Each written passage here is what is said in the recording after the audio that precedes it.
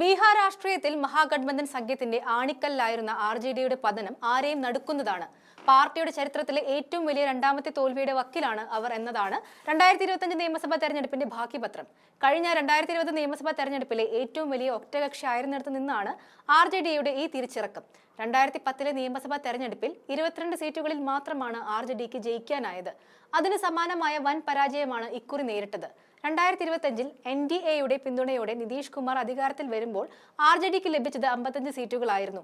അതിന് തൊട്ട് മുൻപ് ലാലു പ്രസാദ് യാദവിന്റെ ഭാര്യ റാബ്രി ദേവിയായിരുന്നു മുഖ്യമന്ത്രി. സർക്കാരിനെതിരെ ശക്തമായ ജനവികാരം ഉണ്ടായിരുന്ന അക്കാലത്ത് പോലും 50-ന് മുകളിൽ സീറ്റ് നേടാൻ RJDക്ക് കഴിഞ്ഞു. 1997 ലാലു പ്രസാദ് യാദവിന്റെ നേതൃത്വത്തിൽ രാഷ്ട്രീയ ജനതാദൾ പാർട്ടി രൂപീകൃതമായത്. പിന്നീട് കേന്ദ്ര റെയിൽവേ മന്ത്രിയായ തിളങ്ങിയപ്പോഴും കാലിത്തീറ്റ കുംഭകോണം പോലുള്ള അഴിമതി കേസുകളുടെ കറ അദ്ദേഹത്തെ വിടാതെ പിന്തുടർന്നു. 2025 വരുമ്പോൾ NDA സഖ്യം 200-ന് മുകളിൽ സീറ്റുകൾ നേടുമ്പോൾ RJD 25ഓളം സീറ്റുകളിലേക്ക് ഒതുങ്ങുകയാണ് ചെയ്യുന്നത്. എന്നാലും RJDയുടെ വോട്ട് ഷെയർ പരിഗണിക്കുമ്പോൾ പലയിടത്തും മികച്ച പോരാട്ടം കാഴ്ചവെച്ചെന്ന് വ്യക്തമാണ്. ഇത്തവണത്തെ രാഷ്ട്രീയ പാർട്ടികളിൽ ഏറ്റവും അധികം വോട്ട് ഷെയർ നേടിയ പാർട്ടിയും RJD ആണെന്ന് കണക്കുകൾ സൂചിപ്പിക്കുന്നുണ്ട്. 2025 നിയമസഭാ തെരഞ്ഞെടുപ്പിൽ BJPയുടെയും JDUവിന്റെയും വോട്ട് വിഹിതം താരതമ്യപ്പെടുത്തുമ്പോൾ രാഷ്ട്രീയ ജനതാദൾ കൂടുതൽ വോട്ട് വിഹിതമാണ് നേടിയത്. എന്നാൽ ഫലത്തിലേക്ക് വരുമ്പോൾ വിജയം 25 സീറ്റുകളിൽ മാത്രമായി ഒതുങ്ങുകയും ചെയ്യുന്നു. BJPക്ക് 89 സീറ്റുകളിലും JDUവിന് 85 സീറ്റുകളിലും ജയം നേടാനായി.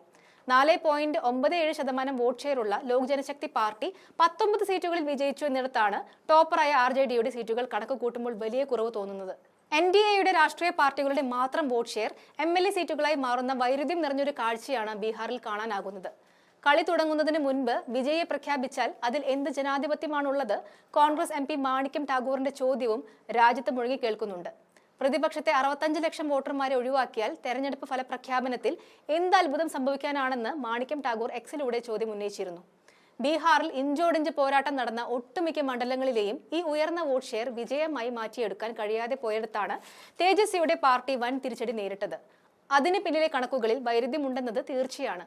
ഇനി പ്രതിപക്ഷം ആരോപിക്കുന്നത് പോലെ തെരഞ്ഞെടുപ്പ് കമ്മീഷനെ കൂട്ടുപിടിച്ച് കേന്ദ്രത്തിൽ ഭരണത്തിലിരിക്കുന്ന മുന്നണി അട്ടിമറി നടത്തിയോ? ഇതിനുള്ള മറുപടി കേന്ദ്ര തെരഞ്ഞെടുപ്പ് കമ്മീഷണർ ഗ്യാനേഷ് കുമാർ പറയണം. SIRന്റെ മറവിൽ ബീഹാറിലെ നിയമസഭാ തെരഞ്ഞെടുപ്പിൽ എത്രമാത്രം സുതാര്യമായിരുന്നു എന്ന് തെളിയിക്കേണ്ടത് അവരുടെ കൂടി ഉത്തരവാദിത്തമാണ്.